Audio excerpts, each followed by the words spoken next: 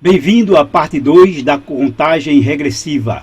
Na parte 1 nós demonstramos a validade da tabela dos equinócios, para mostrar que o que ela informa sobre o ano que nós estamos, ele está correto. E chegamos à conclusão de que nós estamos realmente no ano 5.996. E aí comprovamos pela cronologia, os eventos cronológicos, que nós estamos, tanto pela informação de Daniel 10, como o cálculo do ciclo metônico, comprovamos que realmente estamos nesse ano 5.996. E nessa segunda parte vamos também demonstrar que o cálculo do ano da morte de Cristo também nos informa que a cronologia está correta, e a partir das informações que o equinócio nos dá, né, o cálculo dos equinócios. Nós sabemos, né, que a Bíblia deixa claro que Jesus morreu no dia 14 de Nisan, pois foi essa data que Deus instituiu como a data da Páscoa desde o Êxodo, quando o cordeiro deveria ser morto no dia 14, já perto do pôr do sol, né, no finalzinho da tarde.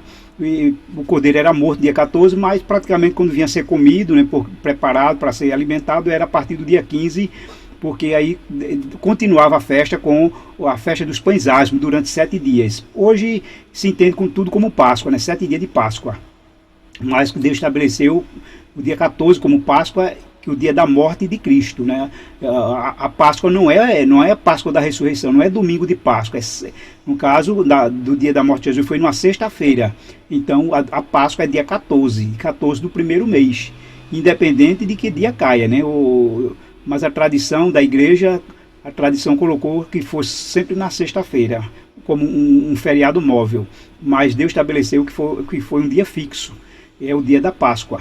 E devemos celebrar por ocasião da morte de Cristo, não da sua ressurreição. A ressurreição ela já tem outro evento, que é a festa das primícias. A festa das primícias é o símbolo da ressurreição de Cristo, né? Ele é a primícia dos que dormem. E a sua morte foi justamente a Páscoa. Mas a Páscoa, ela ocorreu, a morte de Cristo ocorreu no ano 31. E esse ano 31 corresponde ao ano 4001, ou seja, no início, né, que foi justamente dia 14 de Nisan.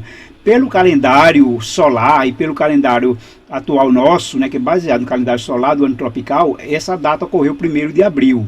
Embora, na época, do calendário juliano, que é o calendário que tinha por ocasião de Jesus no Império Romano, podia ter sido alguns que chegaram a calcular 25 de março ou 28 de março. Mas, com base no nosso calendário atual, a gente, quando regride, né, chama de calendário proléptico, porque vai regredir a um tempo que ele não existia, essa data foi 1º de abril. E o cálculo, vamos agora demonstrar que para que o dia 14 de Nisan fosse uma sexta-feira, o dia 1º do mês, né, de Nisan teria que ser necessariamente um sábado. E o cálculo vai demonstrar isso, porque observe que não é o calendário que diz a data, é o equinócio, é o movimento da Terra, porque a partir do primeiro momento que ela iniciou lá na criação, ela continuou o circuito dela, né, orbital em torno do Sol, e é esse cálculo que demonstra o dia que Jesus morreu, numa sexta-feira, e ele vai determinar o calendário. Então, quando nós calculamos aqui 4.000 anos, uma vez que o ano da morte de Cristo foi logo no início do ano 4001. Então temos que pegar o ano anterior, o ano cheio, para entender o primeiro dia do próximo ano.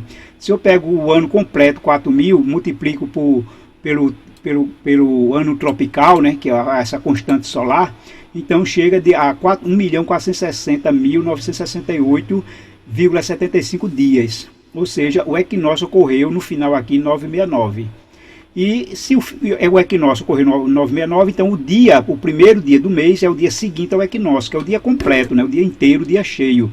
Então o dia cheio foi o 1º de Nisan, foi o dia correspondente aí a 1.460.970.000 desde a criação. O equinócio ocorreu no 1.460.000, aqui, vamos corrigir isso aqui, 969, esse aqui foi o dia do equinócio. E o dia do primeiro dia do mês de Nisan ou Abib foi justamente esse aqui, 1.460.970. Observe que o calendário aqui foi o sábado, né? 970 aqui foi sábado. E o calendário vai exatamente me dizer o equinócio, o cálculo do equinócio vai determinar justamente que dia devia começar o primeiro mês do ano. Então, quando eu multiplico por 4.000, que nós já vimos, chegamos ao dia do equinócio, 1.460.969. Então 1.460.970 é o primeiro dia do mês aí do ano 4000, que é o ano 31. Então, lembra, a gente vai dividir por 7 e cálculo exato, né? Ou seja, a divisão foi exata, não deixa resto zero. Então, se o resto zero aqui indica que o dia foi um sábado, exatamente como nós aqui demonstramos. E vamos demonstrar pelo cálculo científico também, né? O mod 7, que ele dá o resto da divisão por 7. Quando é zero, justamente resto zero, identifica que foi um sábado, conforme está aqui no calendário. E aí, quando nós vamos aqui, né, demonstrar esse calendário completo, perceba que o ano 4001, ele começou num sábado aqui, 1.460.970, ele começou num sábado. Isso eu estou baseando como o início do ano, o cálculo 1. Né? Mas entenda que, de acordo com o calendário atual, devido à mudança que teve lá no ano 45, quando Júlio César transferiu o primeiro dia do ano, tirou do dia 19 de março e jogou para 1º de janeiro, isso houve uma diferença aí de 77 dias. Então o equinócio passou a ficar em 19 de março. Aliás, o equinócio dá dia 18, né? 19 de março, o primeiro dia do mês, que justamente a criação começou num domingo. E o que acontece? Quando fazemos esse cálculo, isso é só para demonstrar, né, pelo nosso calendário atual, que o equinócio começa dia 21, né? Era hoje, mas ainda na época de Cristo era dia 19. E o que acontece? Né? Dia 1º de abril foi... Deixa eu estender aqui. Em relação ao nosso calendário atual, observe que o equinócio ocorreu no dia 18 de março do ano 31. E então o primeiro dia do mês foi 19 de março, que foi a mesma data lá da criação, 19 de março. Lembra? Que é justamente quando teve início aqui a criação em relação ao nosso calendário atual, né? Isso justamente para entender a partir do nosso calendário. Então, o primeiro dia aqui, 1.460.970, foi 19 de março, que foi um sábado, fazendo com que a Páscoa do ano 31 tenha ocorrido exatamente aqui no dia 1º de abril.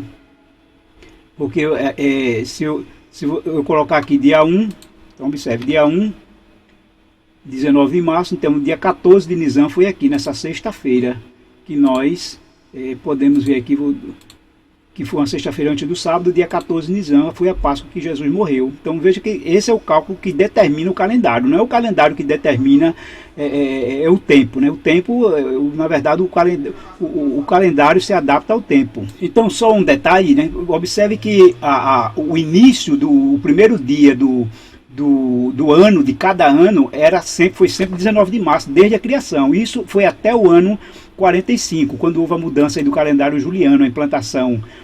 Aliás, né, até o ano 1582, quando houve a mudança do calendário juliano para o gregoriano. Porque o calendário gregoriano, ele tem uma diferença de 2 dias, ao longo de quase 6.000 anos, vai dar essa diferença de quase 2 dias em relação ao ano tropical.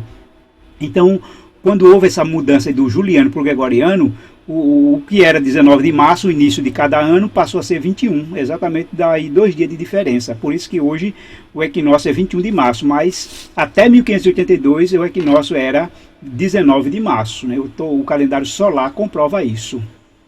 Então, diante desses cálculos, também nós podemos agora chegar a outra conclusão, que a morte de Jesus vai exatamente agora no dia 3 de abril, e também vai ser uma sexta-feira, vai se completar 1995 anos. Vejamos o cálculo. Primeiro, observe aqui no calendário. Jesus morreu dia 1º de abril, então eu vou colocar o dia 1. Quando eu colocar dia 1, para poder entender o cálculo, nós vamos chegar e ver que agora, no dia 3 de abril, vai ter decorrido 728.659 dias. E o cálculo agora vai demonstrar isso. Eu pego o tempo solar, né, o tempo do ano tropical, vezes 1995 anos. E 1995 anos exatamente vai dar 728.659, que já passou aqui do 658. A parte fracionária faz com que já entre no 659. Então, observe exatamente, o cálculo demonstra que no dia 3 de abril, nós vamos ter exatamente 1995 anos desde a morte de Cristo, e coincidentemente esse ano vai cair também no dia da semana do mesmo dia que Jesus morreu, que foi uma sexta-feira. Então isso é exatamente por conta de quê? daquilo que eu lhe falei, né? Porque o início do ano saiu do dia 19 para o dia 21. E então a morte de Cristo, que ocorreu no dia 1º de abril, conforme vimos, né, na época do calendário, foi 1º de abril, e hoje é dia 3 por causa dessa diferença de 2 dias, mas coincidentemente também numa sexta-feira, que vai cair, e então dá exatamente 1995 anos. Da mesma forma, a ressurreição de Cristo, né, que Jesus morreu no dia 3, no dia 1º na época, ressuscitou 2 dias depois, né, ao 3º dia, no domingo. Então domingo agora é dia 5 de abril, vai fazer 1995 anos da ressurreição de Jesus. Todo esse cálculo está bem demonstrado e bem matematicamente calculado, para não restar dúvida.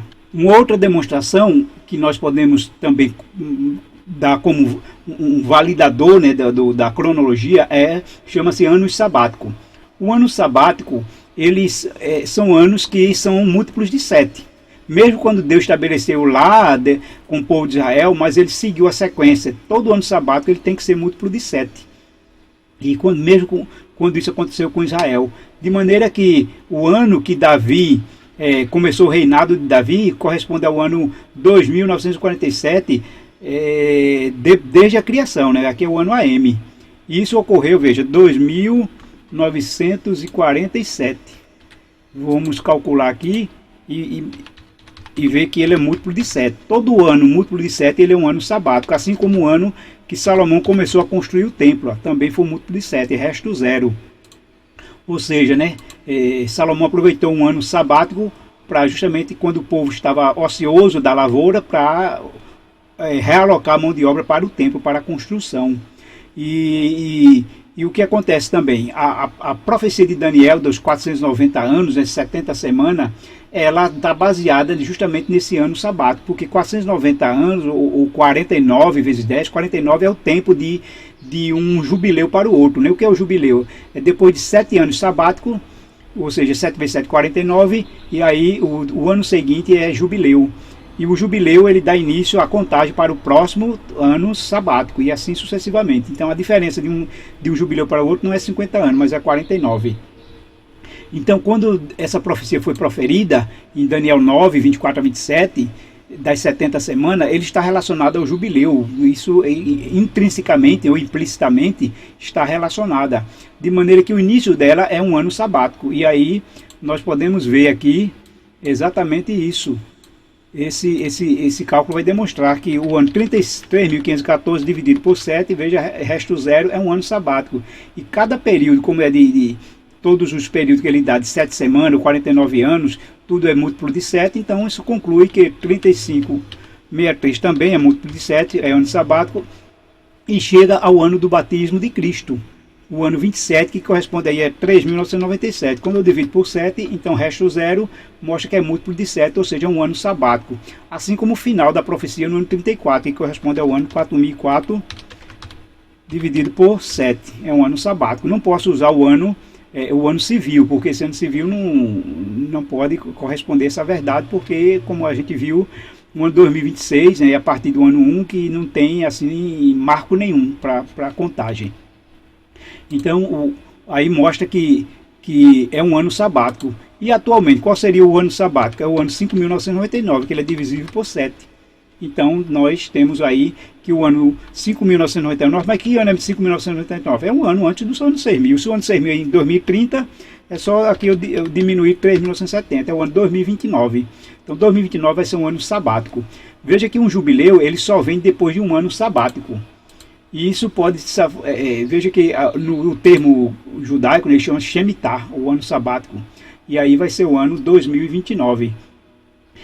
O ano 2030 ele pode ser um grande jubileu, né, seguido justamente do ano sabático. Porque ele pode ser, se a gente contar a partir não do ano 1, mas do ano 120. Né, entre 20 menos 1 dá 19. 19 é múltiplo de 7. Aliás, o ano 119 é múltiplo de 7. Ou seja, pode ser contado aqui como o início de um ano sabático.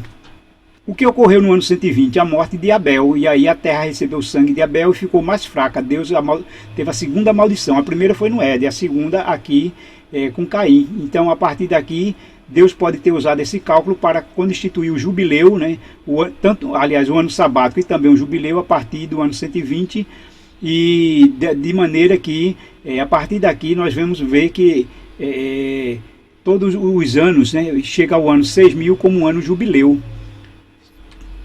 Para ser jubileu tem que ser divisível por 49. Então observe, se eu tenho 6.000 menos 120, e esse valor, quando ele é divisível por 7, que claro que é final sabático, mas também tem que ser divisível por 49. Então indica que 120 jubileus a partir do ano 120. Daria 120 jubileu, então o ano 6.000 seria um grande jubileu.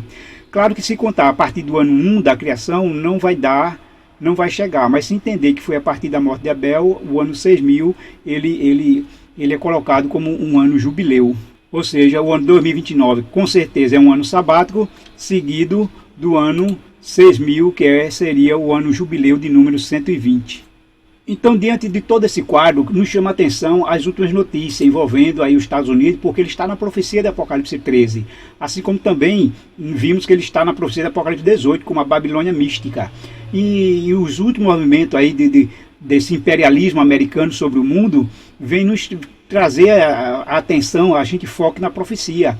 E o que mais está sendo divulgado é que essa guerra dos Estados Unidos contra o Irã é uma guerra divina, é uma guerra, está associada aí a questão religiosa.